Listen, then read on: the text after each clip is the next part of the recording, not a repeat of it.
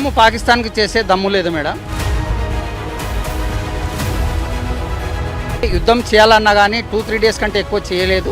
చేసిందంటే మ్యాప్లో పాకిస్తాన్ అనేది కూడా లేకుండా పోతుంది. పాకిస్తాన్ను ఇండియాను ఏ రోజు కూడా గెలవలేదు, గెలిచే సమస్య లేదు.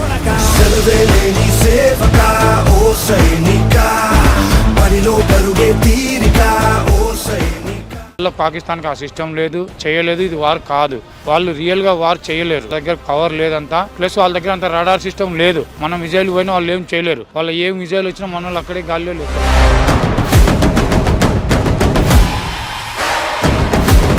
యుద్ధంగానే అయితే బహిర్గతం మనం చేయలేదు, అవన్నీ వెపన్స్ బయటకు వస్తాయి. దానివల్ల పాకిస్తాన్ అనేది మ్యాప్లోనే ఉండకుండా పోతుందని నేను అనుకుంటున్నాను. यहाँ तक पाकिस्तान नहीं पहुंच सकता, इंडिया पहुंच सकता है. చాలా చిన్నది. ఇంకా అలాంటి మిజైల్ వేయాలంటే పాకిస్తాన్ ఉండదు.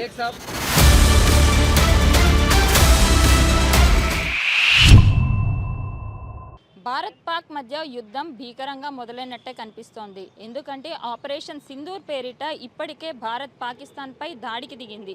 ఈ క్రమంలోనే ఎంతోమంది ముష్కరులను మట్టుపెట్టినట్టు కూడా సమాచారం మనకు అందింది. ఈ క్రమంలో యుద్ధం వస్తే ఏం జరుగుతుందన్న అంశాలపై మనతో పాటు గతంలో ఆర్మీలో చేసిన అధికారులు ఉన్నారు. వాళ్ళ అనుభవాలను మనం తెలుసుకునే ప్రయత్నం చేద్దాం రండి. సార్, ఇప్పుడు భారత్ పాక్ మధ్య ఉద్రిక్తత మొదలైంది ఆల్రెడీ. దీన్ని యుద్ధం కింద భావించవచ్చా? లడాయి జరుగుతుందని అనుకుంటున్నాం. సార్, మీ పేరు? పఠాన్ సయ్యద్ని అండి, ఎక్స్ ఆర్మీ సుబేదార్ నేను. ఇప్పుడు యుద్ధం వచ్చిందనే భావించవచ్చా మనం ఈ పరిస్థితులన్నీ చూస్తుంటే? యుద్ధము పాకిస్తాన్కి చేసే దమ్ము లేదు మేడం. అది వచ్చేసి యుద్ధం చేయాలన్నా కానీ 2-3 డేస్ కంటే ఎక్కువ చేయలేదు. చేసిందంటే మ్యాప్లో పాకిస్తాన్ అనేది కూడా లేకుండా పోతుంది. ఇప్పుడు ఉండే పరిస్థితుల్లో మేడం మంది భారతదేశము అహింస అనేది ఎప్పుడు కూడా చేయాలనుకోదు. ఎవరైనా మన మీద దాడి చేసినారంటే దానికి బదులు జవాబిస్తుంది. ఉగ్రదాడులు మొన్న ప్రవల్గా దాంట్లో మన వాళ్ళను నిష్కారణంగా టూరిస్టర్లను 27 మందిని చంపారు ఉగ్రవాదులు. దొంగతనంగా వచ్చేసి వాళ్ళు ప్లాన్ చేసుకొని దానికి బదులుగా మనం వచ్చేసి నైట్ 1:45లో వెళ్ళి వాళ్ళని అటాక్ చేసి రిటర్న్ వచ్చేసాము. పాకిస్తాన్ను ఇండియాను ఏ రోజు కూడా గెలవలేదు, గెలిచే సమస్య లేదు. ఇది నిజంగా పెద్ద యుద్ధంగా మారితే మనం ఎదుర్కోవాల్సిన పరిస్థితులు ఎలా ఉంటాయంటారు భారత్కి కానీ ప్రజలకి కానీ? ఎదుర్కోవాలన్న పరిస్థితి అంటే మేడం, మనము యుద్ధం చేయగలిగితే పాకిస్తాన్ అనేది ఆగలేదు, వాళ్ళకి చేసే దమ్ము లేదు. మనం చేయగలిగితే మనం ఓన్లీ డ్రోన్లతోనే వాళ్ళని వాషౌట్ చేయొచ్చు. మన ఆర్టీ ట్యాంక్స్, మైన్స్, ఆ తర్వాత మిసైల్స్ ఇవన్నీ వాడే అవసరం కూడా లేదు. వాళ్ళంత ఆర్మీ కూడా లేదు. యుద్ధం సమయంలో జవాన్లు ఒకరికొకరు ఎలా వాళ్ళు కమ్యూనికేట్ చేసుకుంటారండి? వాళ్ళు ఆల్రెడీ ఒకే దగ్గరే ఉంటారు కాబట్టి కమ్యూనికేషన్ సిగ్నల్ ద్వారా ఉంటుంది. ఏదైనా పై అధికారుల ఆదేశం ప్రకారం ఉంటుంది. ఏ విధంగా చూసినా మన ఇండియన్ ఆర్మీ అందరు సఖ్యతతో ఉన్నారు, అందరు బలంగా ఉన్నారు. పాక్ రియాక్షన్ ఏముంటుంది మేడం, వాళ్ళ దగ్గర ఉన్న సోర్సెస్ వాళ్ళ దగ్గర ఏం లేవు. వాళ్ళు వాడే టెక్నాలజీ ఏదైతే ఉన్నదో వాళ్ళు చైనాని నమ్ముకున్నారు. చైనాది ఏంటంటే ఒకరోజు వాడుకుంటారు, ఆ తర్వాత అది ఎక్స్పైర్డ్ అయిపోతుంది. ఆ ప్రకారమే వాళ్ళు రేటు వాళ్ళ దగ్గర తీసుకుంటారు. ఏమున్నా కూడా చైనా వస్తువులను ఎప్పుడు నమ్మరాదు, వాళ్ళని నమ్మరాదు. ఈ దాడుల వల్ల ప్రజలు ఎంత ఇబ్బంది పడే పరిస్థితి నెలకొనొచ్చు? వాళ్ళకి ఎట్లాంటి గైడెన్స్ ఇవ్వాలి? ఇప్పుడైతే మన ప్రజలు ఏమి ఇబ్బంది అంటే ఎదుర్కొంటలేరు మేడం. బార్డర్లో ఎవరైతే ఉన్నారో వాళ్ళకే కొంచెం పరిస్థితి ఇదిగా ఉన్నా కూడా మన భారత సైన్యము మళ్ళీ అంటే ఏవైతే గవర్నమెంట్ బాడీస్ ఏవైతే ఉన్నాయో వాళ్ళకి అందరికీ సహకారం కలిగిస్తున్నారు. వాళ్ళకు కూడా ఇబ్బంది లేకుండా భారత ప్రభుత్వం చూసుకుంటుందండి. అంటే మనం యుద్ధం చేస్తే మనం ఎంత బలంగా ఉన్నాం? మన దగ్గర ఉండే ఎక్విప్మెంట్స్ చాలా బలంగా ఉన్నాయి మేడం. ఇప్పుడు ఆధునికంగా మనం ప్రతిదీ టెక్నాలజీ పెంచాము. మన దగ్గరే మొత్తం తయారవుతున్నాయి. మన రష్యా కానీ అమెరికా కానీ ఎక్కడైనా మనం తీసుకుంటున్నామంటే వాళ్ళకు స్నేహం, ఫ్రెండ్షిప్ కోసము వాళ్ళతో ఐకమత్యంగా ఉండేవరకే తీసుకుంటున్నాము. ప్రతిదీ మనం తయారు చేయగలుగుతున్నాము. కొన్ని తెలియకుండా కూడా మన దగ్గర చాలా మిసైల్స్ కానీ, ఆ తర్వాత న్యూక్లియర్ వార్ఫేర్ గురించి కానీ, జెట్ ఫైట్స్ కానీ, ప్రతి డ్రోన్స్ కానీ ప్రతిదీ మనం తయారు చేసినాం. మన దగ్గర చాలా బలంగా ఉన్నాం మనం అన్ని విధాలుగా. Subedar major army lieutenant Ashok Kumar Mishra. मैं आरटी में नौकरी किया, इसके बाद मैं मिसाइल में रहा, अग्नि मिसाइल। अग्नि 1 अग्नि 2 को मैंने अच्छी तरह मेरा एक्सपीरियंस है उसमें। अपने पास इंडिया की ताकत बहुत ज़्यादा है। अभी ये जो वार चल रहा है ये केवल 3 दिन तक नॉर्मल पाकिस्तान के लड़ने की ताकत है। इसके बाद जब हैवी यहाँ से सेलिंग होगा अपने आप वो शांति हो जाएगा। उसके पास इतना हिम्मत नहीं है कि 1 वीक तक इंडिया से लड़ सके। अभी अपने पास छोटे छोटे हथियार चल रहे हैं, अभी बड़ा तो पूरा बाकी है। 5-5 हज़ार किलोमीटर की मिसाइलें हैं अपने पास। अग्नि 2 है, अग्नि 1 है। अब इनका तो उसने दम देखा नहीं है। अभी छोटी छोटी जो ये चल रही है ये तो नॉर्मल है। इंडिया जो है वो उनके उग्रवाद इलाके में कर रहा है, उन्होंने पब्लिक के ऊपर कर रहा है। अभी जो मामला होगा ये आज रात या कल रात, मतलब जो भी थोड़ा प्रधानमंत्री के ऊपर है, रक्षा मंत्री के ऊपर है, क्या वो करके उसी हिसाब से ये भी अपना स्टेप लेंगे। It is going to be big war. Big war तो नहीं होगा। भी नहीं। దానికి పెద్దవారు చేసే శక్తే లేదు. ఏదంటే వాళ్ళ బార్డర్లో ఉండే వాళ్ళ మీద ఏదో కాల్పులు చేసి నేను ఏదో చేసినానని అన్ని అబద్ధాలు చెప్పి ఆర్మీ జెట్ ఫైట్స్ని పడగొట్టాము, ఫ్లైట్స్ని పడగొట్టాము, మిసైల్స్ని పడగొట్టాము అంటున్నా ఏది చేయలేదు వాళ్ళు. అన్నీ మనమే చేసి వచ్చాము. ఏది ఉన్నా కానీ ఉగ్రవాది మీదనే అటాక్ చేశాము. మనము ప్రజల మీద ఎటువంటి నష్టం చేయలేదు. వాళ్ళు మన ప్రజల మీద నష్టం చేయడానికి ట్రై చేస్తున్నారు. మనం కూడా మన ప్రజలను విడ్రా చేపించి బంకర్స్ ఖాళీ చేపించి వాళ్ళకు సేఫ్టీ షెల్టర్లలో పెట్టాము అందరినీ. ప్రజలు ఎలా అర్థం చేసుకోవాలి, దీన్ని పెద్దవారుగా భావించాలా లేకపోతే ఏం జరగబోతోంది అని ప్రజలు చాలా డౌట్ఫుల్గా ఉన్నారు. దానికి మీరేం చెప్తారు? నా పేరు కాసిరెడ్డి, నేను హౌల్దార్ రిటైర్డ్ అయ్యాను మేడం.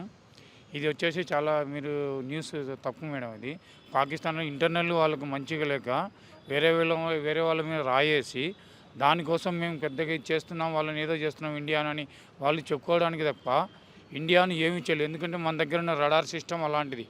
మన ఏ న్యూక్లియర్ ఫైర్ మొత్తం దేనికైనా రడార్ సిస్టమ్ మనకి దాంట్లో క్యాప్చర్ అవుతుంది. ఏదైనా వాడు అక్కడి నుంచి ఒక రౌండ్ వేసినా మన దగ్గరికి ఎక్కడ వస్తుంది మనకు ముందే తెలిసిపోతుంది.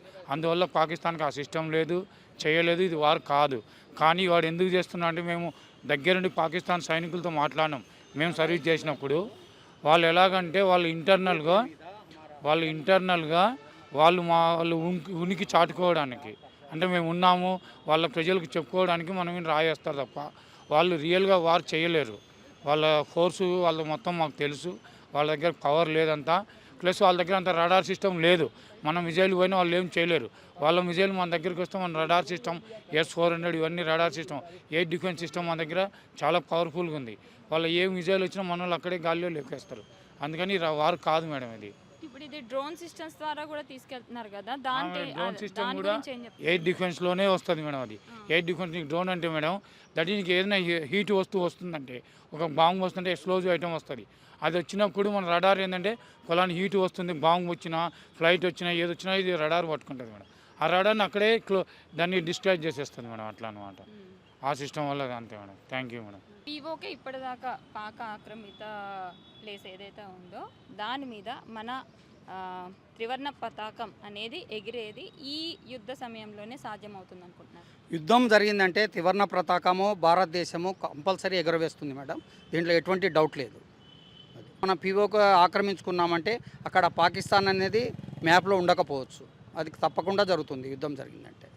ఒకవేళ పూర్తి స్థాయి యుద్ధం వస్తే ప్రజలు భారత్ ఎదుర్కోవడానికి సిద్ధంగా ఉన్నారా? సిద్ధంగా ఉండడానికి ఏం చేయాలి? భారతదేశము ఎప్పుడు యుద్ధానికి సిద్ధంగానే ఉన్నది. ఎప్పుడుగైనా యుద్ధం వచ్చిందంటే యుద్ధం చేయడానికి ప్రతి ఒక్కరూ దాన్ని పార్ట్నర్షిప్ చేయడానికి రెడీగా ఉన్నారు.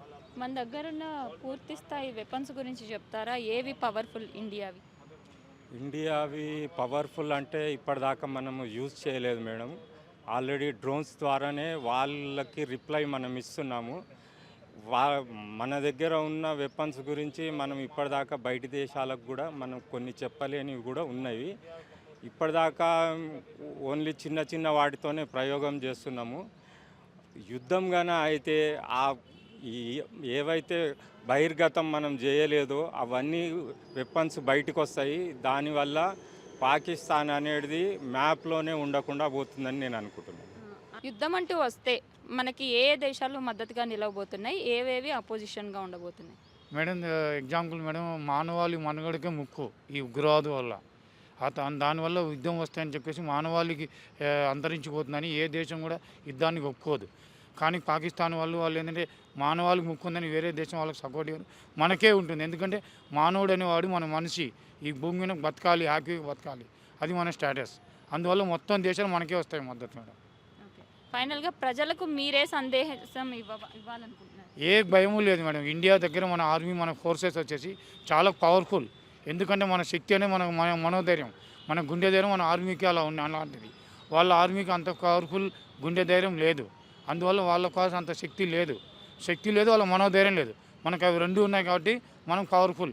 ఎక్కడైనా నువ్వు అవతల వాడికి భయకొడితే మనం గెలిచినట్టు, మనం చూసేవాడు భయకొడతాడు, ఇంకా మనం వాళ్ళ మీద ఏం గెలుస్తాం మేడం. అది మేడం. Thank you. पब्लिक को मैसेज यही है कि अगर जो एयरफोर्स का अटैक होता है तो लाइट को कम यूज करना है, बाहर मूवमेंट कम करना है, घर के अंदर रहना है। नाइट में तो जितना से ज़्यादा मूवमेंट कम करे अच्छा है। लाइट जलेगा उनका टारगेट मिलेगा, तो ये मेन सेफ्टी पब्लिक को लेना है। इन पब्लिक को लाइट से ही नफरत है। लाइट अगर आ गया, अगर बीड़ी पी रहा है तो उस पर भी गिर सकता है। इसके लिए मेन सेफ्टी है लाइट से ही मेन। नाइट को दिन में कुछ भी हो कोई प्रॉब्लम नहीं। मेरा नाम कुमार चंद्र किस्कू, मैं CRPF का हूँ।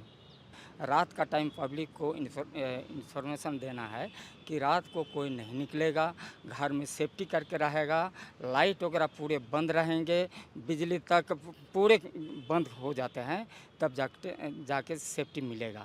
ఇప్పటి వరకు సెకండ్ ప్లేస్లో హైదరాబాద్, వైజాగ్ని టార్గెట్గా చూపిస్తున్నారు కదా, అది ఎంతవరకు థ్రెట్ ఉందనుకుంటున్నారు? तो अपने लिए सेफ्टी का प्रिकॉशन लेना है।